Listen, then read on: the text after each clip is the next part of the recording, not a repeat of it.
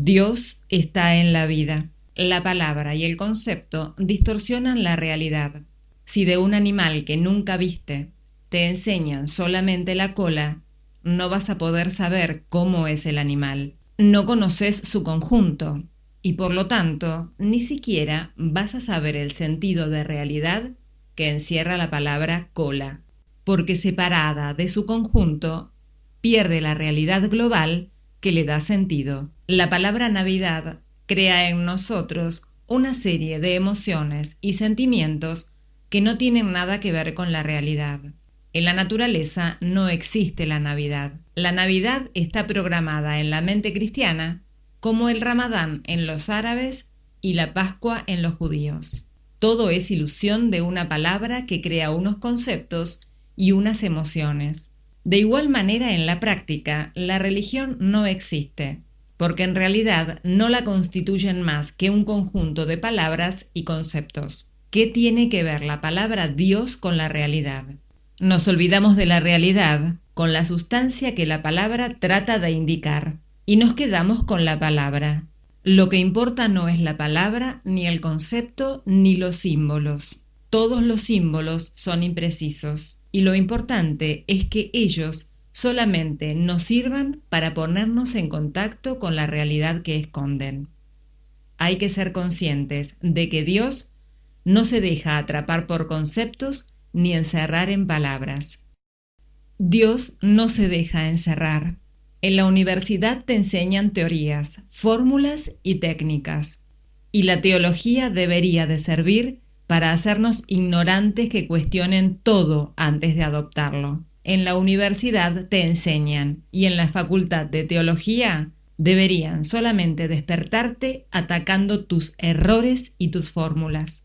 ¿Saben lo que le ocurrió a un caníbal que se comió a un misionero católico, a un protestante y a un metodista? Bueno, que tuvo un movimiento ecuménico en sus tripas. Solo nos separan las palabras y los conceptos. En el fondo, todo es lo mismo. Dios es solo uno y no se deja encerrar. Lo que llamás yo no tiene base, porque no sos nada. Solo la realidad existe, y solo vas a entrar en esa realidad a base de liberarte de tus programaciones y meterte en la noche oscura del no saber, de los no conceptos. Aunque antes dije que el niño es incapaz de amar, creo que no lo dije bien, porque los niños seguramente saben amar de una manera tan pura y sin conceptos, tan espontánea, que no los entendemos con nuestra mentalidad programada. Los niños son los únicos que ven las cosas como son. Ven a las personas sin etiquetas, sin prejuicios, y responden con espontaneidad a la realidad, sin interferencias. Los prejuicios, las etiquetas y los miedos se los metemos nosotros, los mayores, de la misma forma inconsciente que usamos de esa programación mecánicamente como hábito. Qué peligrosa es la inconsciencia. Para liberarte de los prejuicios, solo tenés la conciencia. Es la conciencia la que te puede liberar. Siempre vas a ser esclavo de las cosas de las que no sos consciente. Hay que ser consciente de que Dios no se deja atrapar por conceptos ni encerrar en palabras. Por eso los niños están más cerca de Dios mientras nosotros no deformemos su espontaneidad con imágenes y conceptos de malo y bueno. La tesis de que Dios es incomprensible siempre estuvo presente en la teología católica. Para Tomás de Aquino era evidente, y para Rahner, incluso en la visión inmediata de Dios, en la eternidad, seguía siendo incomprensible. La incomprensibilidad de Dios es el centro que debe iluminar toda teología. El mejor teólogo es el que sabe explicar la teología como Jesucristo, por medio de cuentos, sin conceptos, por medio de la vida, como hacía Jesús con las palabras y con sus hechos en la vida cotidiana. Si nos aferramos a los símbolos, vamos a olvidarnos la realidad que encierra el símbolo. Tu acción debe venir de tu sensibilidad y no de tu ideología. Las matanzas, las injusticias y las guerras provienen de la ideología que ciega a uno a la realidad y lo endurece. El valor de la realidad. Jesús enseña lo que es la vida, y por ella, cómo es el Padre, su Creador. ¿Qué colegios conocemos nosotros que infundan como contenidos al hombre la comunicación, el respeto, y cómo es la vida, y cómo se debe respetar a los hijos y prepararlos para que sean felices? Comenzamos con unos medios para llegar a un fin, pero enseguida olvidamos el fin para quedarnos enredados en los medios. Al final, hacemos un fin de los medios, absolutizamos el medio. La espiritualidad, como la flor, va a mostrar simbólicamente la realidad, cuidando que no nos quedemos en los símbolos y matemos al Mesías. El símbolo no es lo sagrado, como no es sagrada la flor. Lo sagrado es la realidad que descubre. Es el perro el que mueve la cola. No podemos quedarnos fijados en la cola creyendo que es esta la que mueve el perro. Dios no se encuentra en el templo, sino en la vida. La oración se hace para que tengas cada vez más conciencia de vos. La religión puede ser de gran ayuda mientras no la hagas más importante que Jesucristo. Al leer Mi poesía de Dios, no te dejes llevar por la idolatría, dice Tagore. Por esa idolatría la gente sigue crucificando al Mesías. Dios es el misterio. Cuando el hombre se hace religioso, es capaz de cometer las mayores crueldades por defender un concepto de verdad creyendo que cumple la voluntad de Dios. El comunista adoctrinado se molesta mucho cuando se critica al comunismo. Los religiosos adoctrinados también se molestan cuando se critica la religión. Ellos se creen no solo los poseedores de la verdad, sino los vengadores y justicieros de quien no la cumple. Se sienten los guardianes de Dios, sus abogados, y en nombre de esa fanática creencia hay que reconocer las enormes crueldades que se producen aún en los conventos. Se hace de forma inconsciente, creyendo que es un servicio a Dios. Es preciso que despertemos a esta realidad de que la religión no existe, y puede ser muy dañina si en ella no está la realidad, la vida, porque solo la vida y la realidad nos muestran la verdad. También Pablo fue cruel inconscientemente por fanatismo, creyendo que hacía un servicio a Dios. Era su programación la que lo guiaba, y ponía todo su entusiasmo y su fuerza en eso. Pero él fue golpeado y despertado por la realidad que lo tiró del caballo y le dio la luz. Es la realidad la que nos tiene que despertar. Si hay tanta crueldad en el mundo, es porque nos falta sensibilidad para despertar a la verdad. Caernos del caballo del poder y la violencia para dar de cara contra el suelo de la realidad y despertarnos a la luz de la verdad. No renuncies a nada, pero no te apegues a nada. Eso es muy comprometido. Si nos cuesta tanto caernos del caballo, es porque la religión se ha identificado con el poder, endureciéndose, embruteciéndose en vez de sensibilizarse con la verdad. La religión no quiere ver la realidad del tercer mundo, porque si la viese, tendría que cambiar y soltar su poder. Cuidar a los pobres no es hacer un programa de ayuda desde el poder sin sensibilizarse con la injusticia que provoca su pobreza. No se puede hacer un programa de amabilidad y ayudar sin bajar hasta ellos y vivir su vida como hizo Jesús. Desde arriba no podés ver a los pobres como son. La amabilidad no es sonrisas ni buenas palabras mientras das una limosna. La amabilidad es hacer lo que más conviene a la otra persona según lo que necesita en ese momento. El místico es amable, pero no deja de ser enérgico y duro cuando hace falta y sabe responder precisamente porque es libre de prejuicios, de miedos, de poderes y de honores, y por eso es capaz en todo momento de ser fiel a la verdad. Por eso no se amarga nunca ni se altera. Tu acción debe venir de tu sensibilidad y no de tu ideología. Las matanzas, las injusticias y las guerras provienen de la ideología que ciega a uno a la realidad y lo endurece. La teoría puede servir en algún momento, pero siempre que no desborde u oculte la realidad. Jesús era místico, hombre de vida, y por eso obraba sensibilizado con la vida. Por eso Jesús, para la gente programada, resulta inconsistente, imprevisto, inaprensible y asusta. Prefieren hacerse una ideología que se pueda programar y utilizar, algo que no escape de toda categoría y todo sistema. Jesús predicaba con la vida, y eso es muy comprometido. La conciencia social no existe. El no dejar ver las cosas a los pobres y querer mirarlas nosotros por ellos es ser adoctrinados, es manipularlos y no respetar su derecho a la liberación por sí mismos. Cuidado de no quitarles su espontaneidad, su alegría y su cultura primitiva con la idea programada de liberarlos. El trabajo social, que no brote de la sensibilidad y el respeto, es peligroso.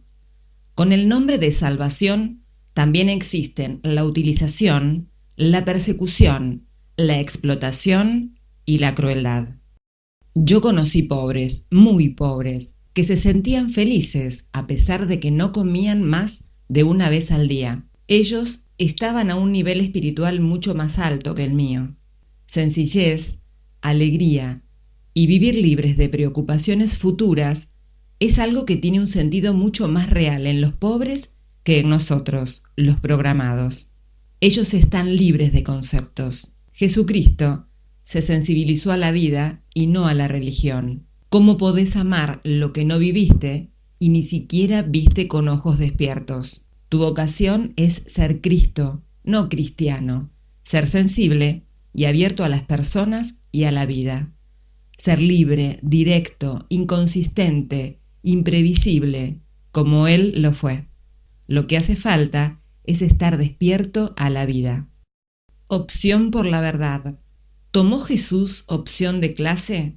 No te va a ser fácil saber dónde está el pobre. Jesús tomó opción por la verdad. La pobreza no es un estado de felicidad, sino de injusticia.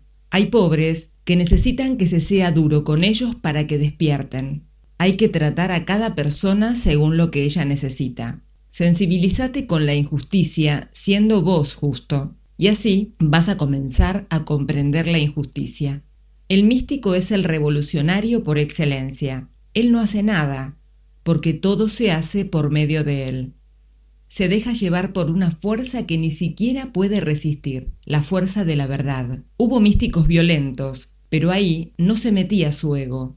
Cada uno va a saber lo que debe hacer si está despierto y abierto, y sensibilizado a la verdad, como Jesús. No hace falta saber de dónde vino el mal, sino saber el porqué del mal que tenés ahora, de dónde procede.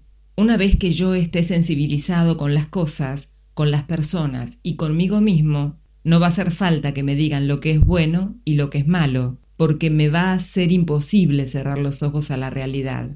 Y por eso no voy a poder optar por el mal. Entonces no voy a poder aprobar lo que haces vos si es un mal objetivo, pero tampoco voy a poder obligarte a hacer lo contrario, ni dirigirte o reformarte. Voy a tratar de ayudarte a que ese mal no exista y esperar a que despiertes. Gandhi decía, el que quiere venir a luchar conmigo para liberar a la patria, antes va a tener que purificarse, porque de lo contrario, acabaríamos liberándonos de una opresión para caer en otra peor. Hay que lanzarse a la batalla sin ningún rastro de odio, para que esa batalla sirva para algo. Liberarte del odio es lo mismo que liberarte de tu miedo, porque el miedo es lo que produce el odio. Y si el miedo es por vos mismo, es que te estás odiando. Y si anida el odio en vos, vas a odiar a todo el mundo. Para ser místico no necesito estar en un monasterio. Se puede muy bien ser pobre e ignorante de teorías y de leyes y ser místico. Lo que hace falta es estar despierto a la vida. Lo importante es liberarte vos mismo, y eso lo puede hacer tanto un seglar como un monje. Quizá un monje con la dificultad de una comunidad cerrada, donde se originan tantos roces, te da pie para descubrir más claramente tus enfermedades y sobre todo sufrir. Es el sufrimiento lo que ayuda a despertar, el encuentro con la realidad. El estar despierto y mirar sin engaños no quiere decir que desaparezca tu programación, sino que ahí va a estar, pero vas a verla claramente, y al apego vas a llamarlo apego, y a lo que creías amor vas a llamarlo egoísmo. El apego habrá perdido la batalla cuando lo descubras, y ya no va a tener el poder que la inconsciencia le daba. Vos vas a mandar sobre él. Liberarte del odio es lo mismo que liberarte de tu miedo, porque el miedo es lo que produce el odio. Ejercicio. ¿Experimentaste alguna vez un sufrimiento grande? Recordá la situación y trata de comprender que si hubieras usado tu comprensión, no habría surgido el sufrimiento. El sufrimiento, ¿qué es? Es un deseo contrariado. Es un desear que las cosas ocurran como vos querés, que ocurran o que las personas se comporten como vos quisieras, y al no ser así, el deseo choca con la realidad y de esta fricción surge el sufrimiento. El problema está en mi insistencia de que ocurra algo distinto a la realidad. Es la pretensión de distorsionar la realidad para conformarla a mi apego. Cuando yo deseo retener a un amigo y ese amigo me abandona, en realidad mi sufrimiento va a ser el creer que porque él se va, yo soy despreciado. Mi deseo de ser querido y mi apego por determinada persona hacen que cifre mi realidad en retenerla.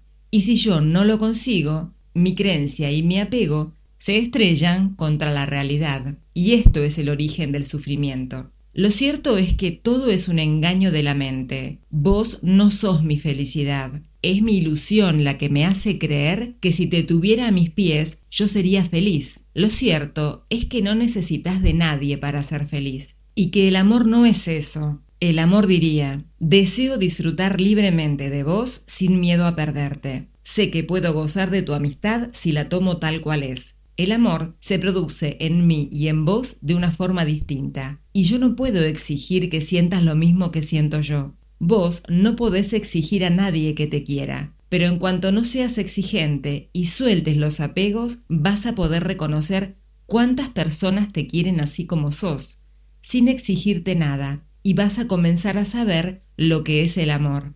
La realidad es aquella que traspasa todo concepto. Observar cuándo sufrís y ver todo lo que se presenta en la pantalla de tu conciencia para reconocer lo que la realidad te dice, fuera de todo concepto y separado de tu sufrimiento. Poco a poco, abrir tu conciencia a las cosas que hasta ahora vivías como hábitos y por eso te pasaban inadvertidas. Saber lo que hay detrás de todo concepto y de todo sufrimiento. Esta es la liberación de la mística. No renuncies a nada, pero no te apegues a nada. Disfruta de todo lo que te deparen la vida y las personas, pero no retengas nada. Dejar que pasen es disfrutar de todas y renovar a cada instante la felicidad.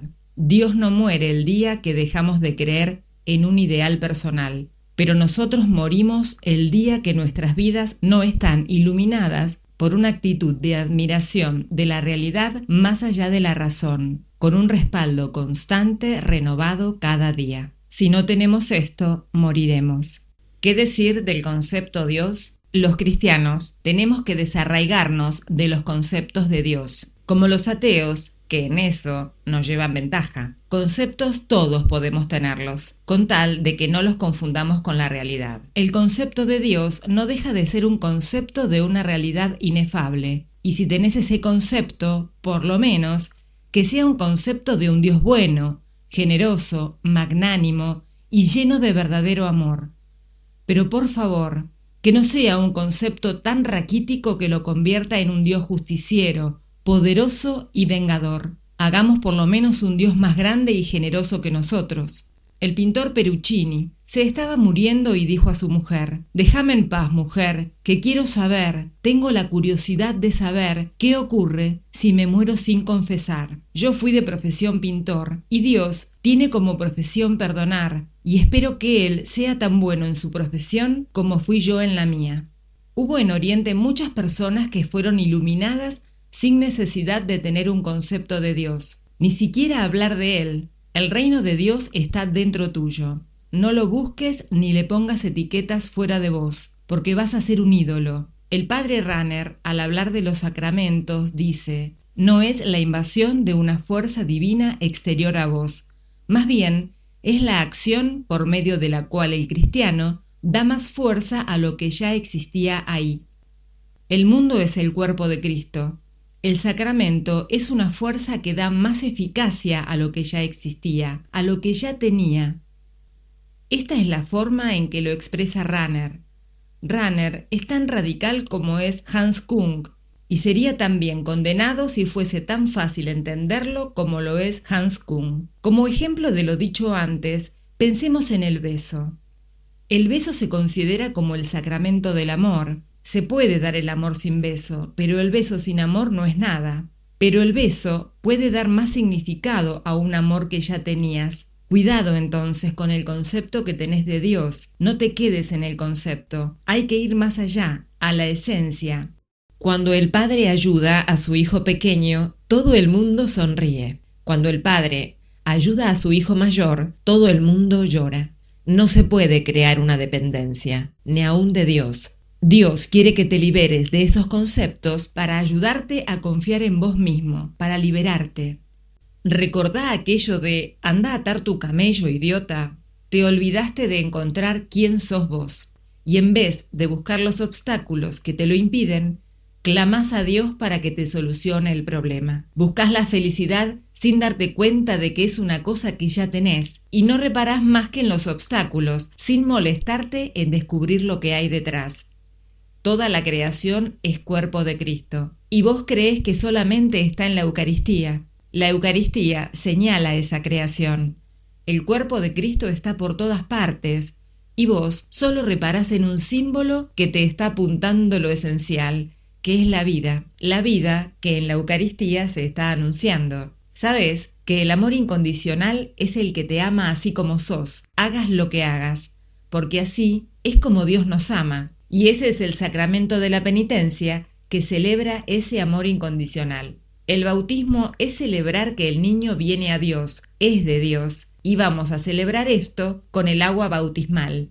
El amor incondicional es el que te ama así como sos, hagas lo que hagas.